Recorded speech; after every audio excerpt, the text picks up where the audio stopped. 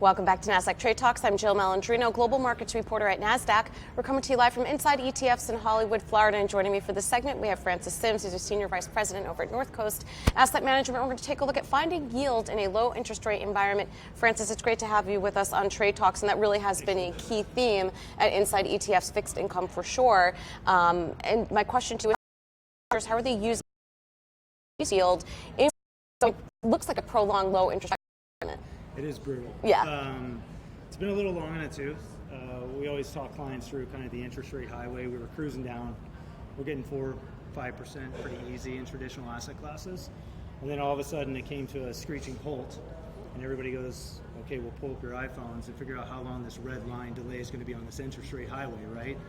And the problem is that you're right, it's just been prolonged in the tooth, and nobody sees like when this end is actually going to happen. Mm-hmm. What we've done historically at North Coast is really just find alternative routes, right? Instead of just staying on that track and saying, well, this is what got us here, this is what should work, we try to find the alternative, right? We try to look outside the box, we shake the paradigm a little bit and shift it around. And what we found that really works is the dynamic asset allocation. Mm-hmm. And what that means is just really transitioning from these traditional asset classes and trying to find non-traditional sources of income.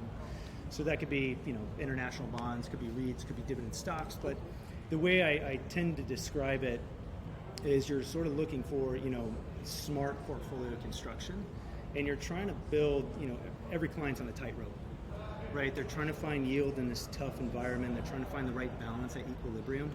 And so what we're trying to do is develop portfolio strategies that balance out well, that create equilibrium. It's kind of like the standard deviation, all those other fun models and words we like to throw out. But really just simplistically, we're looking at non-traditional and traditional asset classes. And when the risk starts to outweigh the reward, we've got to transition, have a liquidity event, find something over here to bring equilibrium back. ETFs give us the ability to do that very quickly. Yeah, they certainly do. Now, how about balancing low cost, another big conversation here, versus high value? For investors in the ETF space, do you pay for what you get for, or can investors make out here in a low cost environment? I definitely think they can. I think the danger is not fully evaluating the depth of ETFs. We have 2,000-ish in the United States ETFs, 350 on iShares, that we really kind of align with and work well with. But instead of just looking at cost, there's also the commission of trades, right? And liquidity. There's bid-ask spreads, synthetic versus physical. There's all these other metrics to really look at. I think if we stop at cost, it's kind of at our neglect of looking deeper. So rather than, I think most clients are sort of, they're overwhelmed with the amount of inventory out there. I think that's troublesome for them, and so they just say, well, the easiest thing to do, I'm just going to find the cheapest one, right? Mm-hmm. But in order to really find that value and make that value, that cost worth it, we've got to go deeper, and we've got to look at all the metrics underneath to make sure it's the right candidate for that strategy. Even when you talk about portfolio construction and you look under the hood, they're not all created equal, especially when you're talking about diversification. A lot of the ETFs look very, very similar to each other, which is why fixed income is interesting, because I've heard that from managers where they're looking outside of the box and going to preferreds or REITs. So the construction is something you really have to pay attention to. Absolutely. I think the first thing to define is, what is the mandate?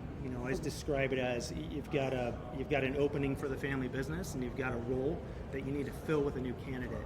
And what you have to do is you have to post for that job first and say, well, this is the mandate that I need to fulfill. This is, I need income, or I need growth, or I need downside risk protection. And so what you do is you go look at all the resumes, and you say, well, let's start ticking these down and finding who's actually going to be the best candidate for this job. That's an interview process, right? So that's grabbing the plow by the hands. That's sweat equity, portfolio management 101, to get in there and go through the analytical process, because you're right, they're not all created equal, and one's going to rise to the top, and that's the one we want to own. All right, Francis, thanks for joining us at Inside ETFs, and thanks for joining me on Trade Talks. I'm Jill Malandrino, global market